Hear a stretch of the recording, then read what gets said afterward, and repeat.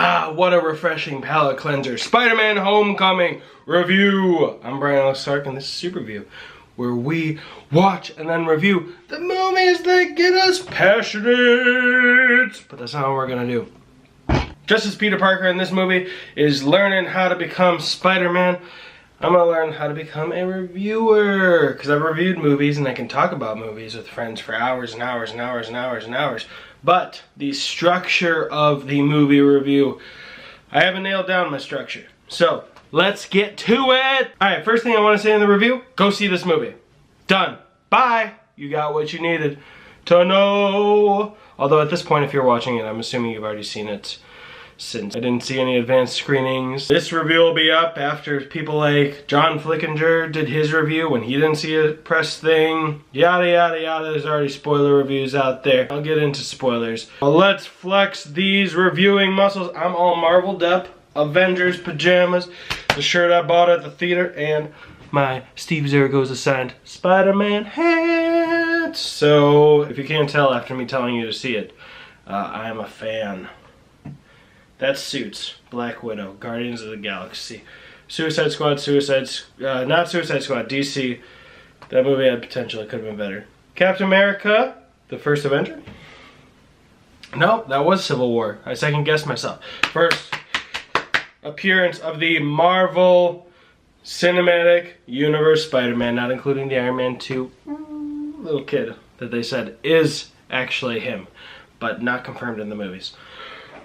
You'd think he'd say something to Tony and be like, hey, I met you at the fair. Well, I did think it was going to come up that he was the kid in the Ferris wheel in Iron Man 1 when you saw that in the background of the final fight. Anyway, backing up. First thing that happens, opens up the entire movie. It was very, very weird for me, but I should have expected it. The Sony Columbia Pictures logos. Wow, that felt weird. That just... whew. I now get why so many people, when Disney acquired Lucasfilm, just begged, like, please just get Fox, let them use the drum roll so we can go into the opening sequence. That's for me. And the guy next to me, he was like, what? He was feeling the same thing. We were wondering, like, man, we're not going to get the Marvel logo. But 5 minutes in or whatever, we do, luckily, the Marvel Studios logo. So after the weird Sony logo comes up in a MCU Marvel movie, then we get Peter's vlog, which I knew about, but I avoided watching in the trailer because I knew it would just be the opening sequence. It would ruin that for me. So it was very, very funny. He was in a square. He was not being subtle with his vlogging. I'm surprised Tony was okay with it. He got a selfie with him. Like, thanks, Spider-Man. And then, after that, we go back in time to, right?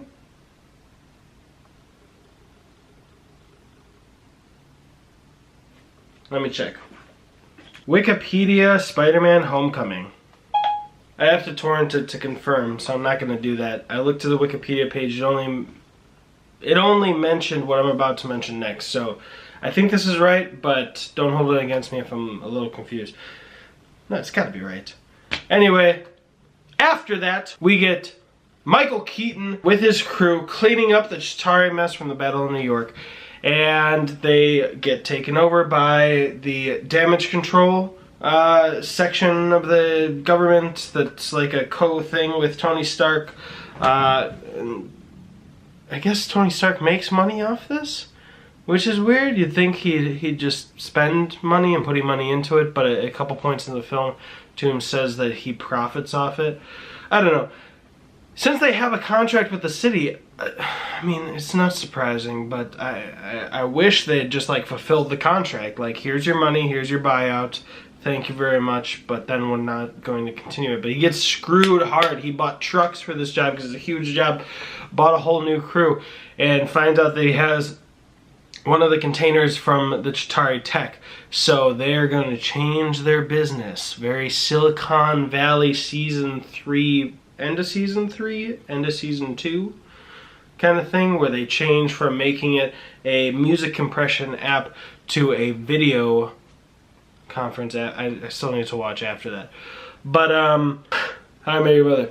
But, hope you get that reference. So you have these two things very set up right in the beginning. You have, I'm confused about that order now. Did the Battle of New York cleanup come before?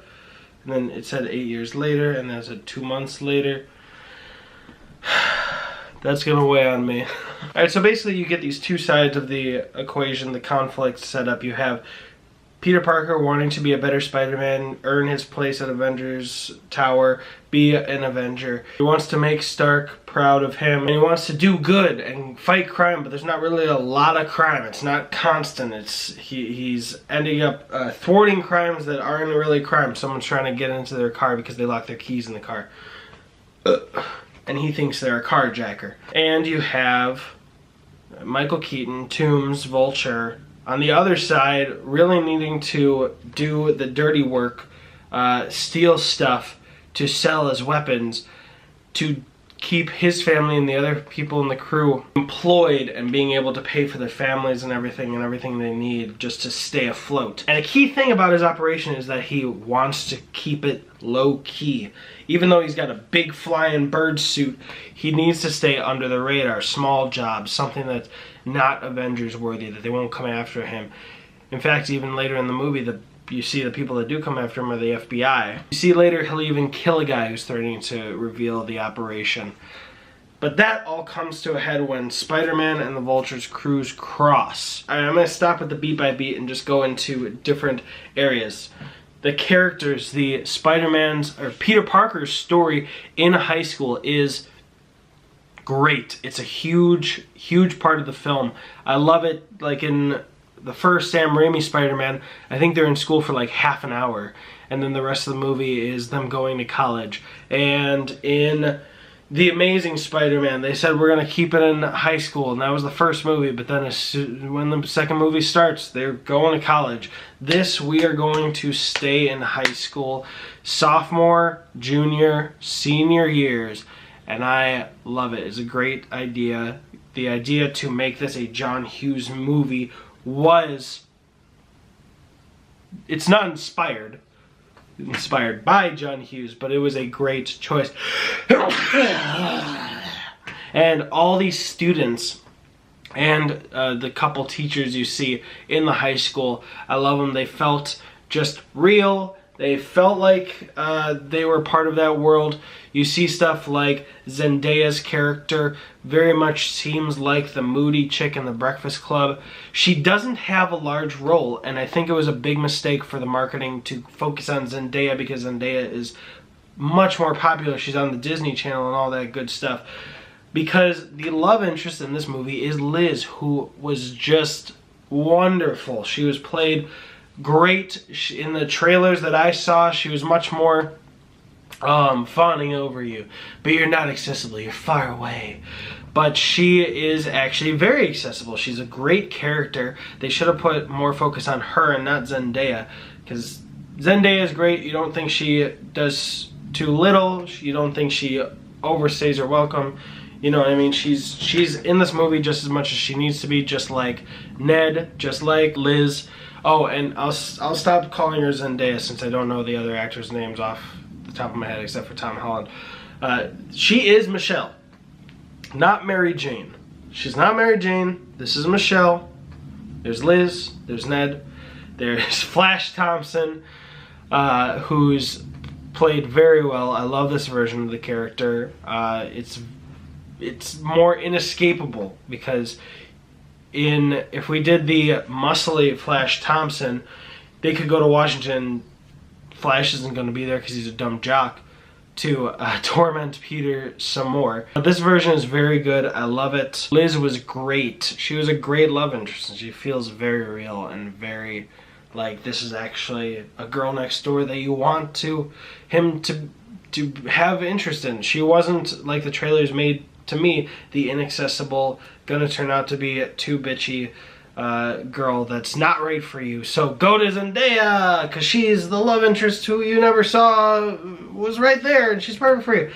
Liz is much more than that. So the high school feel is great. I love that that is the core of the movie. Many of the most humorous moments there happen. There's a scene where Liz is talking to Betty Brant, who they're playing like fuck, marry, kill, and Liz starts talking about how she has a crush on Spider-Man, and they're like, but what if he's horribly burned underneath? And she's like, I wouldn't care. I like him for who he is, what he does, you know? Like, and that was just a great moment. But this is after Ned, who you see this in the trailer, finds out that Peter is Spider-Man, and he just goes, Peter knows Spider-Man! In gym class, across the whole room, everyone hears it, and he's like, what? Ned! What? No, I mean, I met him a couple times in the Stark internship. He bounces back from that well, although you see that it's a real struggle. I've met him, he's a really cool guy. And this ends up getting them invited to Liz's party where Spider-Man needs to show up, and he gets into his Spider-Man outfit and he's going to go to the party, but then he sees some weapons being shot off in the distance, some of those alien weapons that Vulture's crew is making, and he has to go do that. And I was like, you just missed a great opportunity to go to the party. And I was like, no, this is Peter Parker and Spider-Man don't get to have those moments, don't get to have those I feel like a hero, everyone loves me moments. If he showed up at that party even for a minute and said, oh shit, I gotta go, Peter Parker would be super popular, which you just can't do that with Spider-Man. So that was great. And then he saves Donald Glover's character's lives. Donald Glover is playing a character named Prowler, I think, who they're doing the ultimate version, which is Miles Morales' uncle. I kind of wish that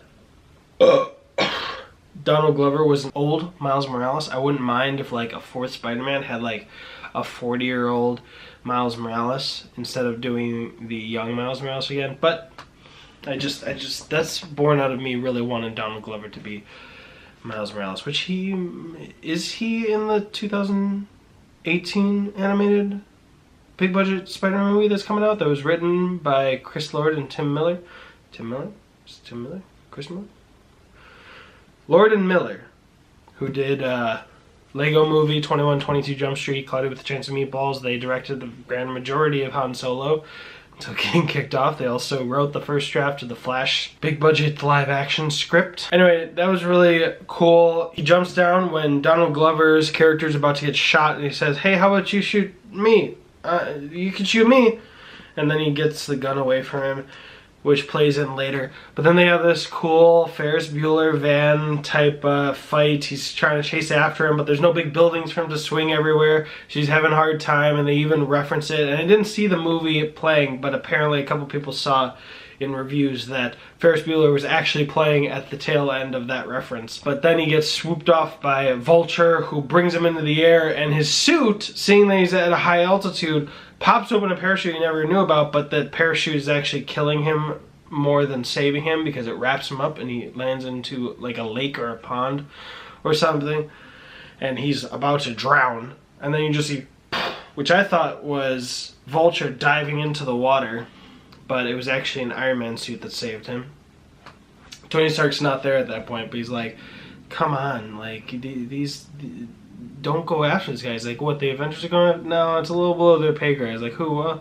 There's some people. Like, there's people who will deal with him.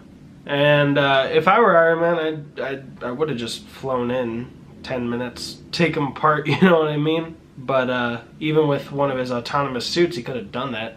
Oh, and I actually forgot the whole bank ATM sequence. That was really funny, but it ruins a shop of an owner that he knows that he goes to. Marissa Tomei going to Peter's home life. She's doing a great job. She's really killing it. Like, you could tell they kind of off-reference Uncle Ben's murder. Like, he tells Ned when Ned finds out that he's Spider-Man, they can't tell her because you know how much she's already gone through. And you kind of see that they're talking about Uncle Ben's murder. And she gets nervous when he doesn't show up late at night. But that's later in the movie. But everyone keeps hitting on Aunt May is saying like she's hot. But I like this version. I really liked the Sally Fields version. I don't like the one before that. I'm forgetting her name. But this one feels, I don't know, vivacious. Like the Sam Raimi version of Aunt May was wise and a little broken. The Sally Fields version is desperate. She can't handle all the responsibilities, and she is just fraying at the nerves. And Marissa Tomei is, you can see that at times when like he doesn't come home late and she's like, you need to, being a parent to him. But when they're out at a restaurant, she's just joking around, she's goofing around, she's fine. She doesn't like Tony Stark, even though he came to the house and she was like, ah, in Civil War. But I really do like this version. Alright, let's talk about Vulture's crew. Vulture's crew feels like a team. Like a good, solid team. They've got some people. They got there's two versions of the Shocker. There's one who's pretty reckless, and he gets kicked off the team. He says, I can't afford this kind of guy on a team. You need to go. You're putting us all at risk. I'm like, all right, I'll go. You're right. You can't afford me with everything I know. Just like, dude. Like, you had to say that. Your character, you were cocky enough that you had to say that, but you done fucked up, and he gets killed. Apparently he was going to try to use an anti-gravity gun, which maybe would have just like slammed him on the ceiling and be like, what are you going to do? Huh? Huh? But he kills him. And then another guy gets the Shocker thing. And one of the guys is the Tinkerer, I think, and am I forgetting someone else? It just feels like a crew. It doesn't feel like some forced together Sinister Six thing like the Amazing Spider-Man 2, where everyone's getting quick origins and it just felt like these are people and they're using tech and maybe they'll grow into more later, but it just makes sense. And but this crew, as Spider-Man is getting at them and like thwarting plans, and it's very funny. He unlocks the training wheels. Let's back up. So Peter is so focused on everything, doing everything for this to get into the Avengers that he's quitting things like band, and he quits the decathlon. Is it the decathlon? It's like, you know, when people ask questions and the smart kids are like, this thing, and they win stuff. So he quits those things so he can focus on Spider-Man and being Spider-Man. He's following after the Vulture now. He's had two interactions, where the bank heist that he stopped, and then the weapons sale out in the forest with the van. Then after that whole van chase, he picks up one of the Chitauri weapons that they were using, brings it back to the school. They test it, but it sends out like an energy blast, and that causes them to be able to, the bad guys, Shocker and another of the bad guys, to come and track where it was, but it's gone. He finds them, sees them, and puts a tracker on Shocker version 2. Then tracks them way out of town for like a whole day they're driving, and it turns out that the place they're at is super far away, but they could get there if they go to the decathlon thing in Washington. So he joins back up with the group. Liz is like just giving him hints, some hints like, come on, we got the big thing tomorrow. You gotta come to. We're all sneaking out and going to the pool. It's great for morale, and you need to be there, Peter. But he doesn't go because he has the responsibility to stop a heist with Keaton, Vulture, and his crew. And right before that, he unlocks the training wheels protocol. So he's like fumbling around, messing around. He, the suit is telling him all the new things. Like there's a tack mode or something like that, and the base version has instant kill. He's like, no, I don't kill anyone, and that comes back a couple times. I thought it was gonna play into the end, like he kills Vulture when he needs to, but it didn't, thankfully. But he goes, he's in attack mode, he goes to swing, and he goes, and it like shoots out a ball, and he falls on his face. He's like, oh, what happened? He's like, you jumped off a building, and you fell on your face. It's like, no, what happened to my web shooters? It's like, it's like attack web balls. That's the default mode for attack mode or whatever. He's like, no, just put it back or something and do something else. So he changes it to a taser web, and then she's like, well, what would you like? And she's like, I don't know, you choose. So he goes in and stops their heist of armored truck, damage control truck, and he shoots at Vulture the first time, and it shoots out in 2 different directions. Like, what happened? She said, you told me to choose. So he's fumbling around, getting used to this suit, stopping Vulture. He does stop Vulture, but he falls in because they're using these, like, this tech that lets them just walk through a wall. And part of it gets down and gets stuck in there. So he ends up being stuck inside damage control facility, kind of like a Marvel Cinematic Universe government version of the Indiana Jones place where they keep the Ark and everything else. So he gets stuck in there. It's taken such a long time. He names the AI Karen. He almost names her Liz. But he's learning all these things. He goes through the protocol so he can learn the suit again, and then he's like, how much more time till it opens? We've been here 37 minutes. What? So he finally hacks the gate. He gets out, but he misses the decathlon, so he's at risk of getting expelled. And while he was in that damage control place, he learned that the Chitauri weapon became like a bomb. So when he finally gets back after the decathlon, luckily they won without him, he gets back to the Washington Monument, and Zendaya's character Michelle points out to the teacher that she's not going to get into a building or go up a building that was built by slaves. He's like, oh, I'm sure that it wasn't. Then there's a security guard who's a person of color who's like, so she doesn't go up, but her friends do. And in the elevator, the Chitauri weapon thing that Ned has in his backpack goes off and explodes and just stops the elevator, and now that it's going to fall, it's stuck there, and the security guard in there is saying, don't worry, the security measures are working. And then you see on the outside, Karen's telling Peter, the security measures are failing rapidly, which is really funny, but he's having a hard time actually getting into the building. He has to crack one of the windows, but he can't get enough momentum to get in. And then a helicopter, this is what I like. Outside influences start coming, like from just the human world, to threaten him. Threaten his progress. So he's racing. He's got like less than a minute to get in there, and this helicopter comes in and tells him to stop or they'll shoot. They don't understand that he's being a good guy. So he jumps over the helicopter, swings around. He flies over the helicopter. You might have seen this in the trailer. Swings around, crashes in, and just barely gets the elevator, which a couple people had gotten out of. But Liz was still in there. The teacher was still in there. Flash, of course, like just pushed his way out. And I believe Ned's in there.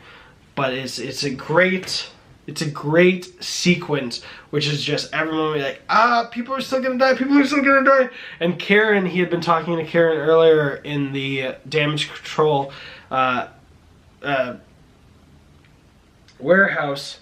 He was like, Karen, how can I tell her? And she's like, you just have to find the right moment. And he's hanging upside down, holding this elevator, and Liz gets out, and Karen says, Peter, it's your moment. Which is making a joking reference to Spider-Man 1 with the upside down kiss. I love that. And at the end of that, after he gets out, the last thing is Flash yelling down the elevator, hey, do you know Peter Parker? So even though he's been the hero, he goes back being the group's villain as Peter Parker for having ditched the whole decathlon. So now he's at risk for being expelled. But when he goes back, his next visit is to Donald Glover to find out where Toombs is, because he needs to finally stop this. He's so close. This is where the Staten Island ferry comes in. Great sequence. One of the people they're selling to actually turns out to be Scorpion, which, ooh, I've wanted Scorpion since this Sam Raimi movies. So that might be in the sequel. But it was very cool. He comes in, you see some of that sequence, but then the FBI shows up. He's like, FBI, what are you talking about? What do you mean FBI? And Karen goes, FBI means Federal Bureau of Investigation. No, why are they here? So that's another moment where like real life comes into these sequences. It's not just a hero versus villain thing. You find out that the FBI is there for Toombs to get him. But things go haywire. He actually webs up the entire ship very well without that moment where he's holding on by the bare threads. And Karen says, very good. You had a very successful 98% success rate. Good job. He's like, 98%? What do you mean? And then, goosh, it breaks again. And you see him like desperately trying to get it again. And that's when it's pulling at him, very much like the Spider-Man 2 train sequence. And Iron Man comes. But it was a weird thing. He knows that Iron Man comes, or we know that Iron Man comes because the webs start to slack and he goes down and he's like, what the hell? And you see that it's coming back together. But that was only with one Iron Man suit there. And then all the other things come to push together. So I was like, that's not really how that would go, but it's all good. And after that, we have the big on top of the skyscraper moment where Tony takes away the suit. But you see that he was believing him, and while he didn't want him to go after the Vulture, he did tip off the FBI. That's why the FBI was there. So that moment is kind of reminiscent to the Winter Soldier, where Nick Fury is not telling Captain Rogers everything.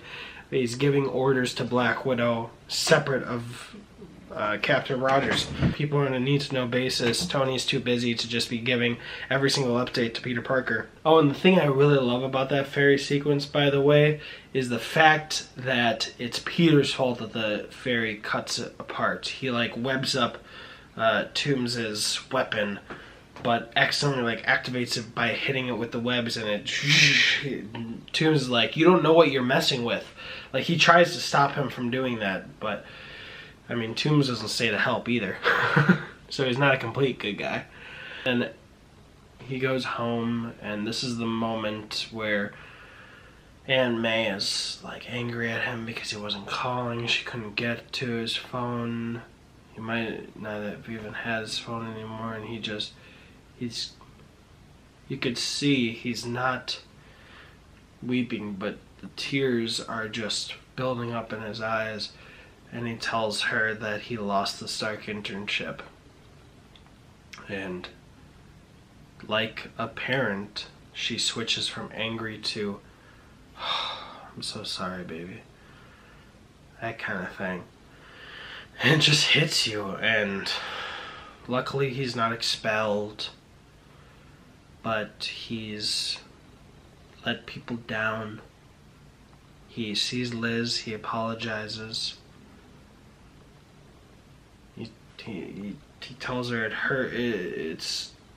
I feel so much worse because I like you, and she knows.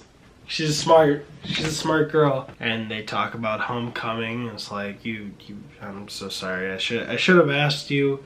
You probably have a date. And she's like, no, I've been planning so much. I never did that. So she's like, you gonna?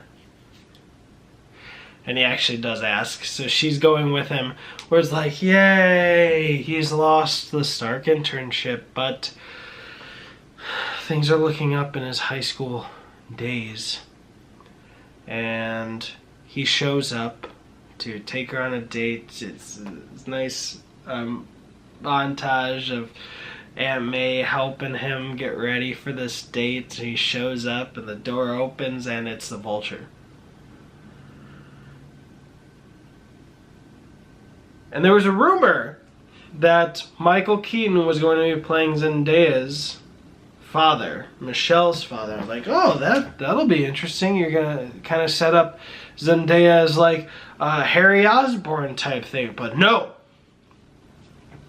Liz's dad, which is much more dynamic because he's been so invested with Liz. That was the problem with everyone thinking that Zendaya was Mary Jane. They would hear a rumor that like he'd be the father of someone and it would go to Zendaya instead of Liz. So you have this great sequence of you seeing him being a real dad, but the whole time Peter's just like, they're taking pictures and the mother's here, but he just keeps looking at him. And he's being so awkward that he's kind of like, what's wrong, Peter? Like, don't worry about it. I'm not gonna, you're taking her on a date, but I trust her. I trust my daughter. But he drives them there and they end up talking. Liz is like bragging that he's got the Stark internship, and Toomes doesn't like Stark too much after all the Avengers stuff and the damage control thing. So he starts getting interested. He's like, oh yeah. He's like, I lost the internship. He's like, oh, you've met Spider-Man though, and you were at Washington, so is Spider-Man. How was he? Oh, I actually didn't go up that one, but I saw it from the ground. And he's piecing it together. And that whole scene was one of my favorite scenes, I think, in the whole entire Marvel Cinematic Universe, because it's just so tense. It's very personal. When people were reviewing it ahead of the release and they were saying that it feels like the most inconsequential because it's not some Winter Soldier, S.H.I.E.L.D. gets disbanded, or Captain America Civil War where all the heroes get, like, against each other and disbanded in their own way. It's like, no, it may not change the status quo of the entire Marvel Cinematic Universe, but it feels very personal, and it culminated in this scene where they get there, and Toomes tells Liz, "All right, Liz, you go inside. I gotta give him the dad talk." It's like, don't be too mean, or don't be afraid of him or whatever. And he literally takes out a gun. He goes, "Does she know?" And then proceeds to tell him, "I'm not killing you right now because you saved her life. And if you don't want me to kill you and everyone you love, you're going to stay out of my business." And it is. What a fucking scene. It tells him, go in there, have a good time, show her a good time. Not too much of a good time, because he's still a dad. He really is a dad the whole way through. Like, that's his motivation. He can up his intensity and do the shit that needs to be done, but at the end of the day, this guy's motivations are great motivations. So Peter goes in to the dance, sees Liz dancing, goes up. They're gonna have a great night, and you just see him like, what do I do? He's gonna be gone for a couple days, so I figured like the job wouldn't be for another day. Maybe he could enjoy the dance. Liz talked earlier about how he's always disappearing. Like, that's one of the things that she says in the car that gets Toomes listening, and he's just like, I have to go. You don't deserve this. I'm sorry. And he runs out the back, and Shocker 2.0, boom, hits him. And it almost kills him. He's got him on his ropes. His web shooters are off. He doesn't have his suit on. And then Ned saves his life in the biggest cheering moment in the theater. I'm cheering loudest too. He saves him by webbing Shocker 2.0 up. And it's just great. But it turns out that because they sold Avengers Tower, all the last tech is being moved. And this is the big heist, the big thing that Toomes didn't want to do. But kind of like the tale of Icarus. Vulture flies too close to the sun. His ambitions get too high, and Spider-Man single-handedly stops him. Which I was kind of surprised, like, there's a suit in there, why not activate a suit, I guess. But there's a very cool sequence. Oh, no. No, he doesn't even go to the plane first. He goes to Toomes' hideout. And Toomes is, he's disappointed, but he activates his flying suit, which is autonomous now, to break down a bunch of pillars and literally bury Peter. And in one of my favorite moments, when Peter becomes conscious under this pile of rubble and he's pinned, he is panicking. He is crying like a 15-year-old kid under a huge pile of painful rocks. He's hyperventilating, he's alive because of his superpowers, but this is panic. This is worse than anything he's ever had to deal with, which includes getting backhanded by Giant Man. You know, this is scary to him. But he hears Tony's voice say, if you're nothing without the suit, then you don't deserve to have it. Which I get when they do that, but I kind of wish he had seen his mask with his reflection in the water, and he had said, I'm more than just a suit. Come on, Peter. Come on, Spider-Man. Come on, and then done it. I just don't like when they have voiceover kind of thing. That's not my kind of thing for movies. Anyway, then he goes to the plane.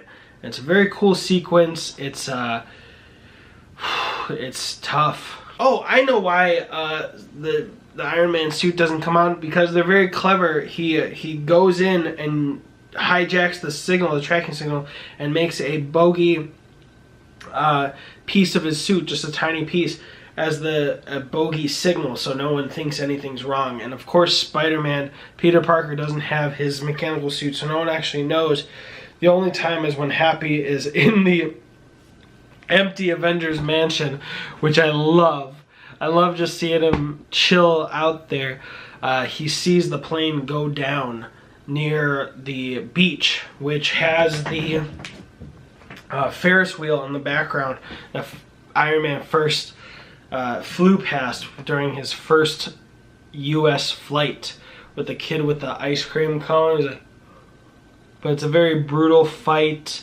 Vulture almost goes away with one of the boxes. That's his main thing. He's not really going for kill blows, but his suit is very damaged. It has a bunch of Chitauri tech, the tech that becomes bombs when it's slightly damaged. So at one point, at the penultimate point, Peter is panicking because he's gonna fly away, which is not the worst thing. The worst thing is that his suit is going to explode. It is going to become a bomb and kill him. And I kind of thought that's how it was gonna go, because Michael Keaton only signed on for one film officially. They might like get him back and they kind of might court him back, which will be very cool if he becomes Sinister Six-like in a natural way. But I thought he was gonna die. And I thought Liz was going to have the Harry Osborn type of thing of, you killed my dad. If Vulture died, I was planning on going to the guy next to me and was like, so in this one he's dating Harry Osborn. And Peter ends up saving Toombs' life, wrapping him up in a nice little bow for the NYPD. I think Happy goes down there and sees that, and he rejoins the decathlon with Michelle being the new captain, because Liz and her mother are like moving to Oregon or something. And there's no kiss. She doesn't give him a kiss goodbye. I don't think she's coming back to the film series unless she comes back when Michael Keaton comes back, which is a bummer. I mean, I get it. They have Michelle, when she takes over the decathlon, say, my friends call me MJ.